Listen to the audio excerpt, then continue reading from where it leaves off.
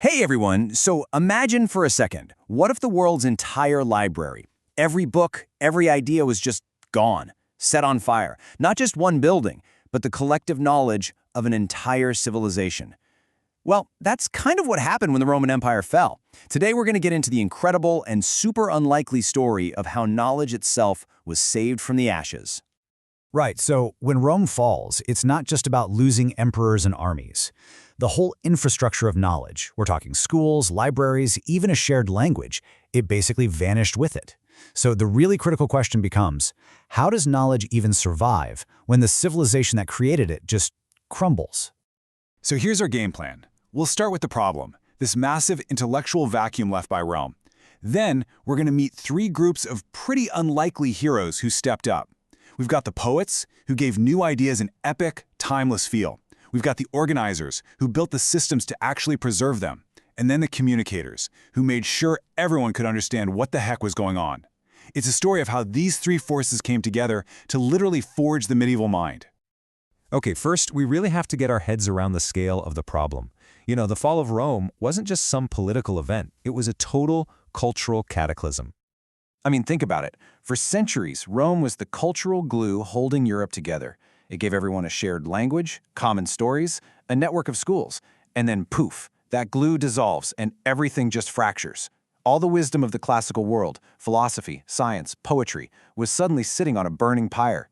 The big question was, who was going to be brave enough to pull it from the flames? So, the first line of defense came from a really unexpected place. The poets. They totally understood that in a world where memories were fading fast, you couldn't just throw new ideas out there. No, you had to make them feel just as grand and timeless as the old ones that were being lost. Look at this strategy. It is brilliant. On one side, you have Virgil's Aeneid, the great epic of Rome's founding, the ultimate cultural classic. So what does a bishop named Avitus do? He basically hijacks the format. He takes that classical epic style and uses it to tell the story of Christian origins, creation, the fall, the whole shebang. It's such a smart move, using the most respected tool of the old world to build the cultural foundation for the new one. And this wasn't some clumsy copy and paste job, not at all. As the source here says, his style was intentionally refined and Virgilian. He was deliberately echoing Virgil. This was a direct signal to the educated elite, a way of saying, hey, guess what? Our stories are just as worthy of respect as the classics you love. And this wasn't just a one-off thing. Another poet, Arater, he did the exact same thing with the Acts of the Apostles, turning the story of Peter and Paul into this massive, sweeping classical epic. They weren't just writing poems, they were building a cultural bridge, making absolutely sure the new stories felt just as important and weighty as the old ones. But culture needs a safe harbor, right? A place to live.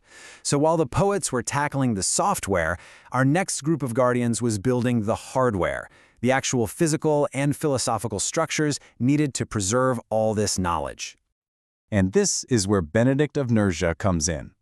In a world of absolute chaos, he designed a blueprint for stability. His famous rule wasn't just some list of don'ts. Nope, it was a complete operating system for a community. And a core part of that programming was the disciplined, daily act of reading. And this quote, this gets right to the heart of his vision. For Benedict, reading wasn't just a hobby. It was the perfect norm for human life. By hardwiring reading and study into the daily monastic routine, he turned monasteries into these fortified islands of literacy in a giant sea of illiteracy. Then you have the incredible Cassiodorus. This guy was a high-ranking Roman official who, when he retired, founded a monastery with one single urgent mission: to create a library that would basically act as a hard drive for civilization. He saw the storm coming and decided he was going to build an ark for books. His vision is crystal clear in his curriculum, the Institutiones. It had two parts. Book 1 was on sacred texts, as you'd expect. But Book 2, that was the real game changer. It was a complete guide to the secular liberal arts, grammar, rhetoric, logic, the sciences. And this is the crucial part. He wasn't just saving religious texts, he was saving the entire intellectual toolkit of the classical world. Everything. Okay, so now the knowledge has cultural weight and it's got a safe place to live. But that's pretty useless if nobody can understand it, right? And this brings us to our third group, the communicators. Their mission was to bridge the huge gap between the experts and just, everyday people. This approach was totally revolutionary for the time. While poets like Avitus were aiming for this super high, literary style to impress the elites, Bishop Caesarius of Arles went the complete other way. He realized that speaking informal, classical Latin to a bunch of farmers was, well, it was pointless. It was like speaking a foreign language to them. So his method was just profoundly practical. He would take these dense, super theological arguments from brilliant thinkers like Augustine and just rewrite them. He'd put them in simple, direct language that his peasant audience could actually get their heads around. He was a master translator, not of language, but of complexity. He made sure the big ideas didn't stay locked away in books. And this brings us to one of the most important figures of the entire era, Gregory the Great. I mean, just look at this career path. He understood the corridors of power as the prefect of Rome. He understood the life of the mind as a monk. He understood international diplomacy as a papal legate. By the time he became pope, he had this incredible 360-degree view of the world's problems. His whole philosophy is captured right here in this one amazing question. He reframed Scripture not as some dense, scholarly text, but as a personal letter from God to every single person. And his job, as he saw it, was just to help people read their mail. That mix of deep intellect and real-world empathy made him the perfect communicator for his time. So we've met the poets, the organizers, and the communicators. What happens when we put all of their contributions together? What did they build? Well, here's how it all fits together so perfectly.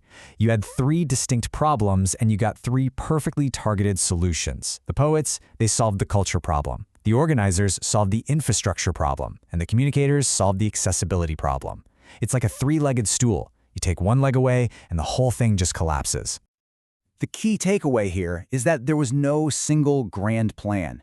This was a distributed effort, Different people in different places, each tackling their own piece of the crisis. Poets, monks, bishops, and together they became the guardians of the word, building this incredible intellectual bridge that would carry Western civilization right into its next chapter.